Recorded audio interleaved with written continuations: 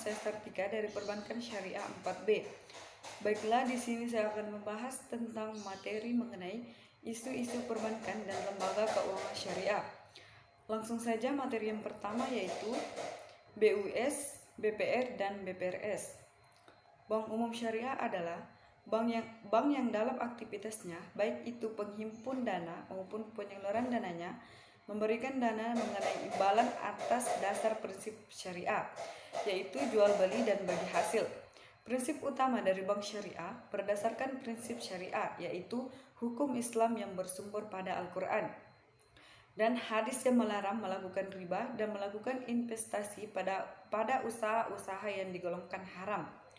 Adapun fungsi dari BUS, BPR, dan BPRS. Yang pertama yaitu fungsi dari BUS, menghimpun dana dalam bentuk simpanan berupa giro, tabungan, atau bentuk lainnya. Kedua yaitu fungsi dari BPR, memberikan pengetahuan terhadap masyarakat luas tentang perbankan saat ini. Masih banyak sekali masyarakat yang awan tentang fungsi dan juga tugas dari BPR. Ketiga, fungsi dari BPRS, menjalankan seluruh kegiatan bank, menghimpun dana nasabah ke bank syariah, memindahkan uang dengan tujuan untuk kepentingan bank sendiri. Selanjutnya materi kedua yaitu Baitul Mal wa Tamwil atau disebut dengan BMT.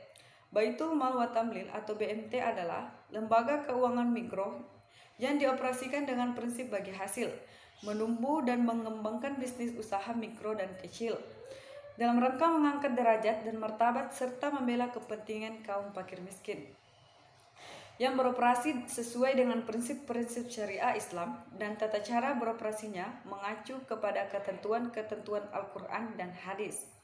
Baitul Mal dikembangkan berdasarkan sejarah dan perkembangan Islam, di mana Baitul Mal dikembangkan untuk mengumpulkan dan sekaligus mentasyarufkan dana sosial. Istilah Baitul Mal atau Baitul Mal wa Tamlin sering dikatakan dengan bangkitnya semangat umat untuk berekonomi secara Islam, dan keberadaan BMT dapat dipandang memiliki dua fungsi utama, yaitu sebagai media penyalahgunaan harta ibadah seperti zakat, infak, sedekah, dan wakaf, serta dapat pula berfungsi sebagai institusi yang bergerak di bidang investasi yang bersifat produktif sebagaimana layaknya di bank. Selanjutnya yaitu materi ketiga yaitu pasar uang. Pasar uang atau biasa disebut dengan money market adalah keseluruhan permintaan dan penawaran instrumen finansial jangka pendek yang mempunyai jangka waktu 1 tahun atau kurang dari 1 tahun dan dapat disalurkan melalui lembaga-lembaga perbankan. Pasar uang sering juga disebut dengan pasar kredit jangka pendek.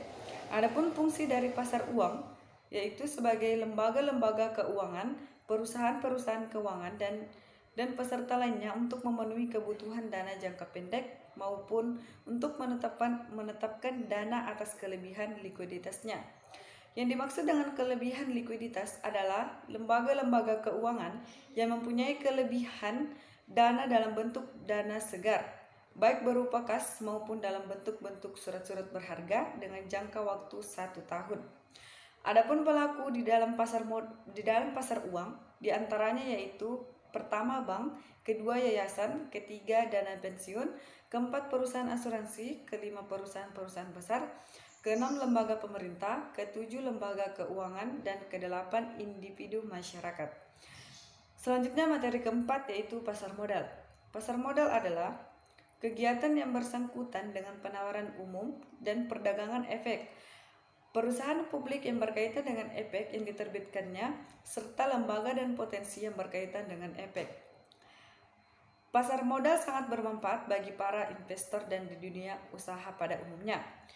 Pasar modal berperan sebagai sumber dana yang bersifat jangka panjang, alternatif, dan investasi. Wahana untuk melakukan strukturisasi permodalan dan perusahaan media untuk melakukan investasi jenis instrumen dalam pasar modal, saham, obligasi, reksadana, instrumen, dan instrumen derivatif. Selanjutnya materi yang kelima yaitu perkembangan kartu plastik.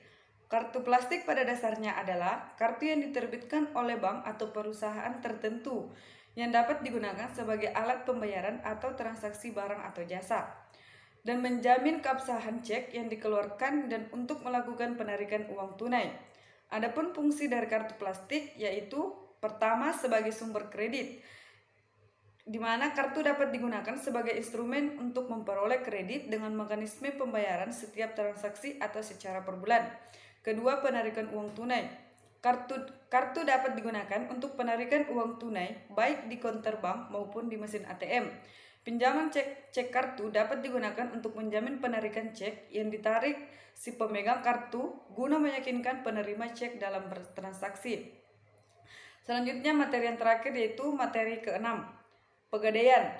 Pegadaian merupakan salah satu bentuk lembaga keuangan yang bukan bank di Indonesia yang mempunyai berbagai kegiatan untuk dapat membiayai kebutuhan masyarakat, baik itu bersifat produktif maupun konsumtif dengan menggunakan hukum gadai.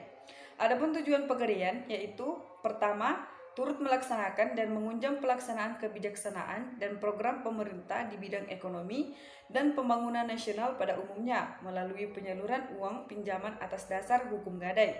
Kedua, mencegah timbulnya praktik ijon, pegadaian gelap riba, pinjaman tidak wajar lainnya. Adapun kegiatan usaha pada pegadaian, pertama menyalurkan uang pinjaman kepada masyarakat atas dasar hukum gadai. Kedua, jasa penaksiran nilai barang. Ketiga, jasa penitipan barang sumber pendanaan pegadaian. Itulah materi yang saya paparkan. Saya akhiri dengan ucapan wassalamualaikum warahmatullahi wabarakatuh.